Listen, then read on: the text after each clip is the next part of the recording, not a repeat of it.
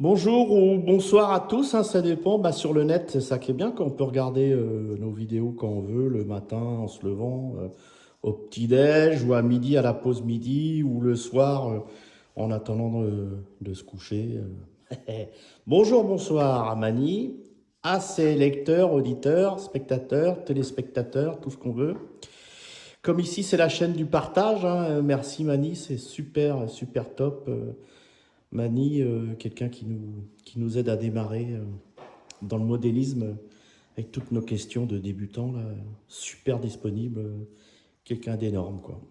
Et puis là, voilà, moi, du coup, je me permets de présenter, mais en toute simplicité, humilité, hein, parce que j'aime bien la micromécanique et ça. Donc là, je me suis dégoté un petit châssis avec un bon pilote du coin ici, là, un petit truc occasion.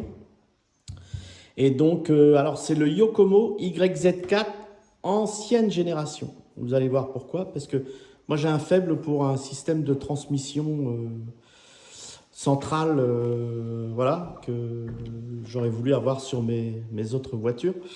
Donc sur les GT8 par exemple, c'est les séries que je préfère. Donc j'ai trouvé ça sur des pistes 1.8, modèle un peu plus court en empattement là que je vous ai présenté. Et donc là, j'ai dégoté un petit buggy 4x4, là, style Hobbytech BXRS1, ou alors après, tous les X-Ray, XB4, je crois. Enfin bref, il y a plein de marques, hein, Timasso, X-Ray. Et là, c'est la Yokomo. Yokomo YZ4, ancienne génération. Donc voilà, je l'ai eu au cas. Du coup, j'ai pas eu de carrosserie à peindre. Hein, dommage parce que j'adore ça. J'adore faire des carrosseries toutes simples. Et là, j'en ai eu deux, super top. Le mec qui vend ça, c'est un maniaque aussi, donc avec comme neuve, hein, avec ma petite poussière de roulage. Et donc, voilà, à l'intérieur, vous avez tout de suite vu, il n'y a pas de cardan centraux, ce sont des courroies. Voilà, courroie arrière, courroie avant, avec les petits paliers là. Donc, Yokomo YZ4. Donc, arbre central rigide, bien sûr. Après, diff arrière, hein, et puis diff avant, puisque c'est du 4x4 TT, donc là on n'est plus en axe rigide, spool, ni devant, ni derrière, ni comme sur les pistes bitume, là, bref. Donc ça j'ai jamais ouvert encore, hein, puisqu'elle était nickel chrome quand je l'ai eu. Donc voilà, diff avant. Spool central, je dirais. Non, pas spool, il y a un slipper. Il est bête ou quoi? Mani, reprends-moi. Tape-moi sur les doigts. Donc, non, slipper, vous voyez? Le slipper, comment qu'il est bien foutu, tout mignon. Pignon, petit moteur. Non, petit pignon. Gros moteur, c'est un 4.5. Donc, un truc qui envoie un peu de bois. J'ai le XR10 Pro, là, tant qu'à faire, parce que je suis fan de Hobbywing, hein, si vous me suivez un petit peu.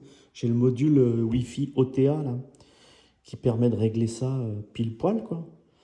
Et puis, voilà, les condensateurs extérieurs. Hop, la batterie qui vient se loger là. Bon, batterie, il n'y a pas le choix, hein, c'est du shorty. Il n'y a pas à tortiller. Tu mets du shorty ou tu roules pas. Il n'y a pas de place pour les longues. Alors moi, j'ai déjà fait quelques petites bricoles parce que la batterie avait tendance à se balader un peu. J'ai mis quelques plots là, vissés pour la caler vers l'avant. Et puis cette barre alu, là, ça rigidifie en plus, allez, soyons fous. Et ça empêche la batterie de se balader. Tout bête, hein. Bon, parce qu'on n'est pas, comme avec Mani, on n'est pas très intelligents tous, puisqu'on ne fait pas de compétition. Donc, on fait ce qu'on peut en loisir, hein, on se débrouille, hein, avec les moyens du bord. Et donc, et on s'amuse sûrement autant, sinon plus, hein, les loisirsman. Donc vous voyez, elle est dans son jus, hein, il y a de la poussière, parce que j'ai roulé avec. J'ai fait une dizaine de packs peut-être. Voilà, donc toujours passage de câble. J'essaye toujours de passer mes câbles par en dessous. J'essaye de trouver l'endroit idéal, là. J'aime pas quand ça passe par-dessus. Voilà, j'ai scotché le récepteur ici sur le cerveau low profile, là, parce que j'aurais pu mettre un normal, mais j'en avais un d'avance, un low profile. Scotché, mais alors après, je lui ai mis ça par-dessus, là.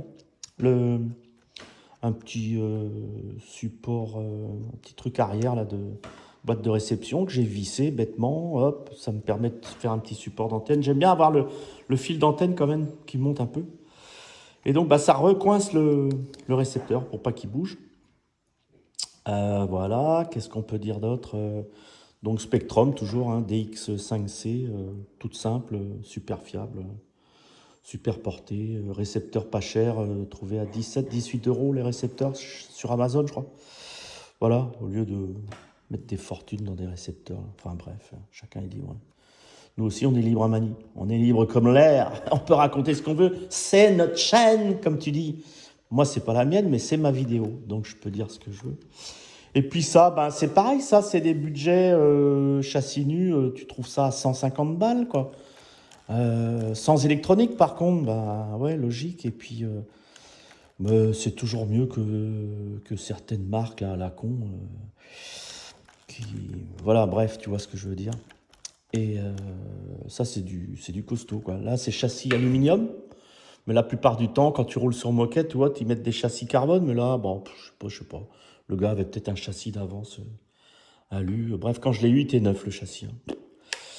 Et ouais, la plupart du temps, maintenant, c'est des châssis carbone, hein, même sur les 4x4, puisqu'ils roulent sur moquette souvent. Et les circuits FF-VRC, là où je vais rouler, moi, c'est de la moquette, de l'Astro 100%. Donc voilà, donc avec sa petite corne de cerveau. Alors j'essaye toujours de faire au mieux pour mettre dans l'axe, là.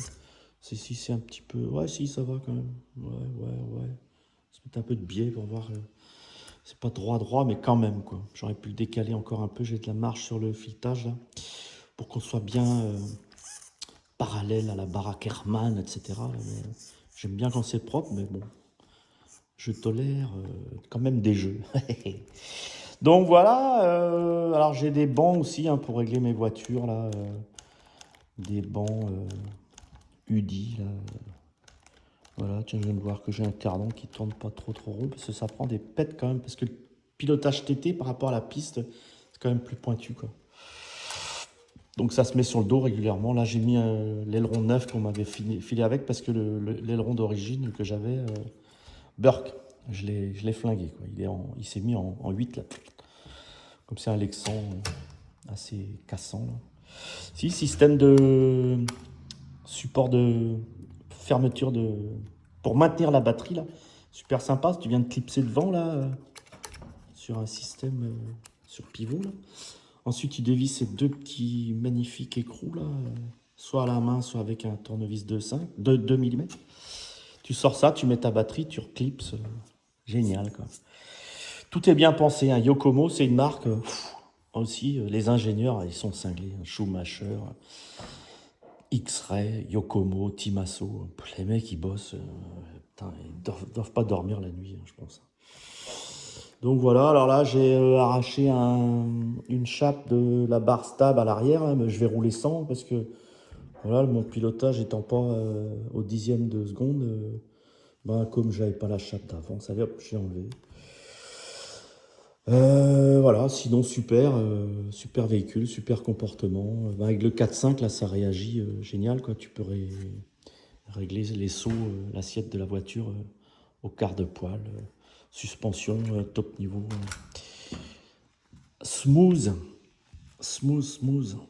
Voilà, peut-être un petit peu trop à mon goût. Il faudrait que je mette un petit peu d'huile plus dure, peut-être.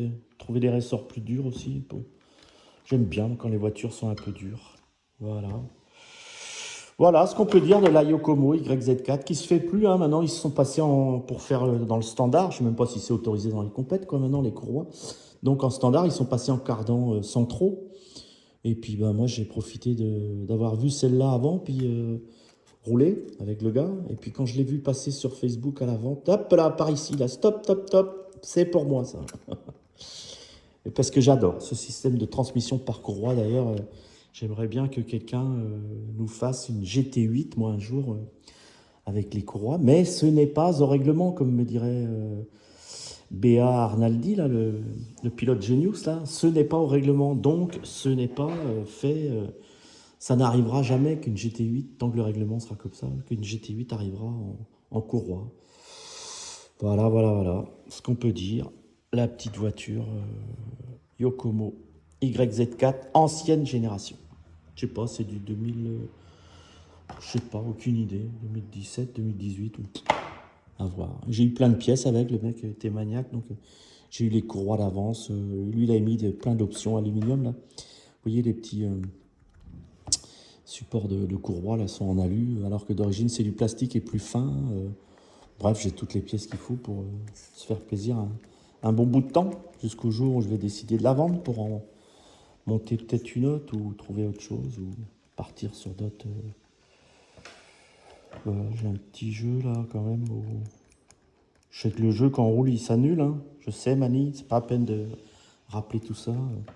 Mais j'aime bien quand c'est ferme à l'origine, quoi. En statique. Voilà, chacun ses plaisirs, hein. Il y en a, c'est les tombolas pour les ptios avec les petites voitures. Voilà, des trucs comme ça. Bah, moi, j'aime bien partager plutôt dans la technologie un peu plus avancée. Chacun son trip, quoi. Il en faut pour tout le monde. Super. Merci, Mani, pour le partage. Et à bientôt à tous. Allez, ciao.